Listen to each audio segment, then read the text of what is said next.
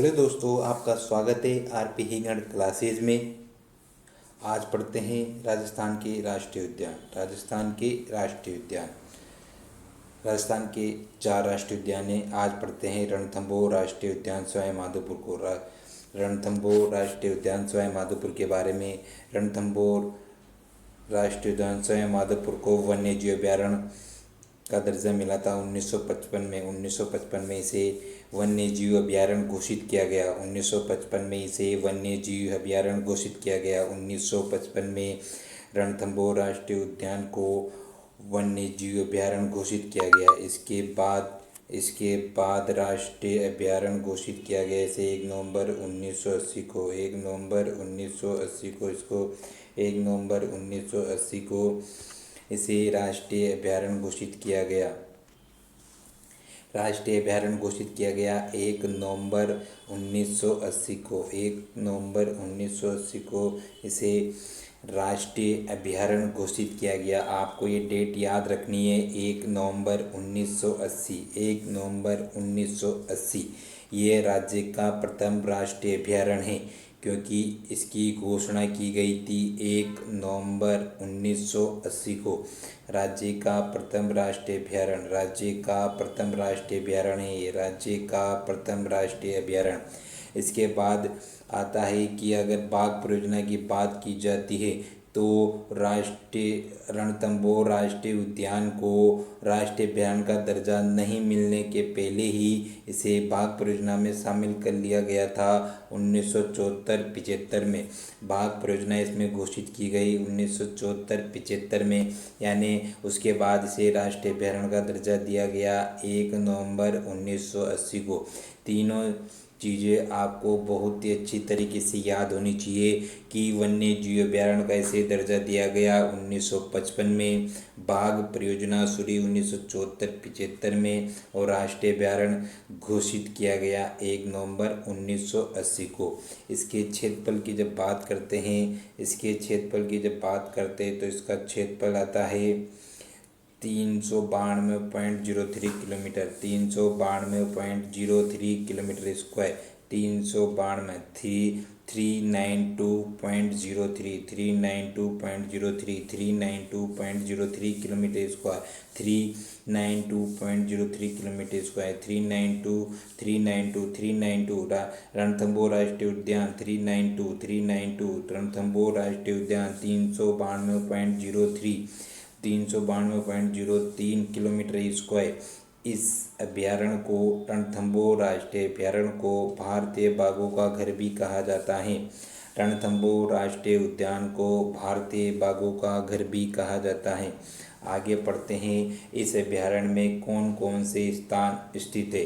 पहला स्थान है जोगी महल। इस अभ्यारण्य में आता है। एक पद्म तालाब भी इस स्थान में आता है। एक मलिक तालाब, राजबाग, गिलाई सागर, मानसरोवर झील, लाहपुर झील और त्रिनेत्र गणेश मंदिर, जो राजस्थान का बहुत ही प्रसिद्ध मंदिर है, त्रिनेत्र गणेश मंदिर। 8 स्थान आपको रणथंभौर राष्ट्रीय उद्यान में याद रखने हैं।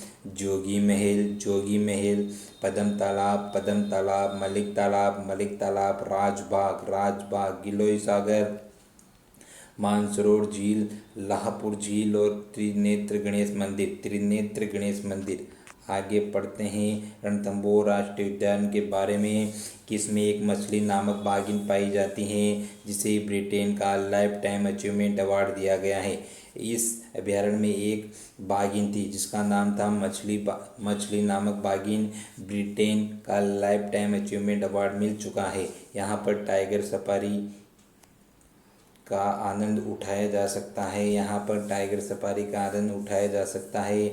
यहाँ पर एक क्षेत्रीय प्राकृतिक विज्ञान संग्रहालय का निर्माण किया जा रहा है। यहाँ पर क्षेत्रीय प्राकृतिक विज्ञान संग्रहालय का निर्माण किया जा रहा है, जो 10 करोड़ लागत से बनाया जाएगा।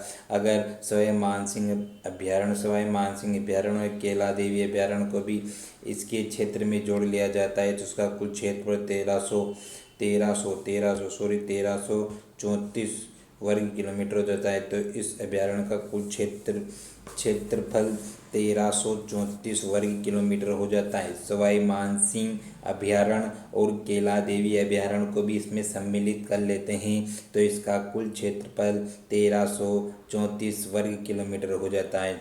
आपको याद रखना है कि मछली नामक बाघिन ब्रिटेन का लाइफ टाइम अचीवमेंट अवार्ड प्राप्त कर चुकी है। यहाँ पर क्षेत्रीय प्राकृतिक विज्ञान संग्रहालय की स्थापना की जा रही है 10 करोड़ लागत से। आगे पढ़ते हैं कि यहाँ पे जोगी महल, पद्म तालाब, मलिक तालाब, राजबहा, गिलोय सागर, मानसरोवर, लाहपुर झील और त्रिनेत्र गणेश मंदिर स्थित है। 3 चीज़ें आपको बहुत ही अच्छी तरीके से याद रखती है। वन्य जीव अभ्यारण्य, इसे वन्य जीव अभ्यारण्य घोषित किया गया 1955 में। बाघ परियोजना शुरू हुई 1974-75 में और राष्ट्रीय अभ्यारण्य का दर्जा दिया गया 1 नवंबर 1980 को। 1 नवंबर 1980 को 1 नवंबर 1980 को 1 नवंबर 1980 को राष्ट्रीय अभ्यारण्य का दर्जा दिया गया 1 नवंबर 1980 को। इसका क्षेत्रफल है 392.03 392.03 वर्ग किलोमीटर स्क्वायर। आगे पढ़ते हैं। केवलादेव घना पक्षी राष्ट्रीय अभ्यारण्य। केवलादेव घना पक्षी राष्ट्रीय अभ्यारण्य, इसे वन्य अभ्यारण्य घोषित किया गया 1956 में। 1956 में इससे पहले पढ़ा था अपने रणथंभौर राष्ट्रीय उद्यान, जिसे वन्य जीव अभ्यारण्य घोषित किया गया था 1955 में। इसे राष्ट्रीय अभ्यारण्य केवलादेव घना पक्षी राष्ट्रीय उद्यान भरतपुर को राष्ट्रीय अभ्यारण्य घोषित किया गया है 27 अगस्त 1981 को। 27 अगस्त 1981 को। इसे रामसर साइट में आर्द्रभूमि में सम्मिलित किया गया है 1 अक्टूबर 1981 को। यानी एक ही साल में से 2 उपलब्धियां प्राप्त हुई है।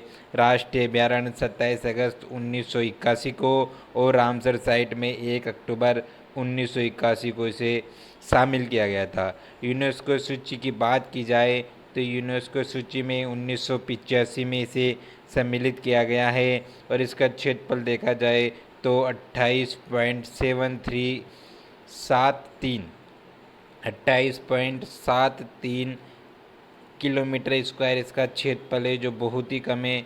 आगे पढ़ते इसके बारे में और जानकारी प्राप्त करते हैं। विश्व धरोहर का दर्जा पाने वाला यह राज्य का एकमात्र वन्य जीव संरक्षण स्थल है। यानी ऐसे कहा जा सकता है कि विश्व धरोहर का जो दर्जा पाने वाला यह राज्य का एकमात्र वन्य जीव स्थल है, जिसे विश्व धरोहर का दर्जा दिया गया है। इसे पक्षियों का स्वर्ग कहा जाता है। इसे पक्षियों का स्वर्ग कहा जाता है। इसे पक्षियों का, ये याद रखना है, मैं बार बार इसलिए बोलता हूँ कि याद रखना चाहिए। केवलादेव राष्ट्रीय अभ्यारण्य को पक्षियों का स्वर्ग कहा जाता है। यहाँ पर पक्षी व नम भूमि चेतना केंद्र स्थापित किया गया है। ये पूछा जाता है कि केवलादेव घना राष्ट्रीय पक्षी अभ्यारण्य में पक्षी व नम भूमि चेतना केंद्र किसकी सहायता से स्थापित किया गया? एक देश है ऑस्ट्रिया की सहायता से स्थापित किया गया। इस अभ्यारण्य में एक बांध पाया जाता है, अजान बांध, जहां पर एक पाइथन पॉइंट है। इस पाइथन पॉइंट से अजगर देखे जाते हैं। इस पाइथन पॉइंट से अजगर देखे जाते हैं। आगे पढ़ते हैं। आगे पढ़ेंगे हम मुकुंदरा हिल्स राष्ट्रीय उद्यान के बारे में, जो कोटा झालावाड़ चित्तौड़गढ़ में फैला हुआ है। जो कोटा झालावाड़ चित्तौड़गढ़ में फैला हुआ है, इसके बारे में जानकारी प्राप्त करते हैं। इसकी स्थापना, यानी इसे वन्य जीव संरक्षण अभ्यारण्य के तहत शामिल किया गया है 1955 में। 1955 में रणथंभौर राष्ट्रीय उद्यान को भी 1955 में सम्मिलित किया गया था और इसे भी वन्य जीव अभ्यारण्य में 1955 में सम्मिलित किया गया है। जब राष्ट्रीय उद्यान की बात आती है तो 9 जनवरी 2012 को राष्ट्रीय उद्यान घोषित किया गया है। इससे पहले पढ़ते हैं, रणथंभौर को राष्ट्रीय उद्यान घोषित किया गया था 1 नवंबर 1980। केवलादेव को राष्ट्रीय उद्यान घोषित किया गया था 27 अगस्त 1981। ठीक है। और इसे राष्ट्रीय उद्यान घोषित किया गया है 9 जनवरी 2012 को। 9 जनवरी 2012 को राज्य की तीसरी बाघ परियोजना भी यहाँ संचालित है, जो 11 अप्रैल 2013 को संचालित की गई है। राज्य की तीसरी बाघ परियोजना घोषित की गई है 11 अप्रैल 2013 को।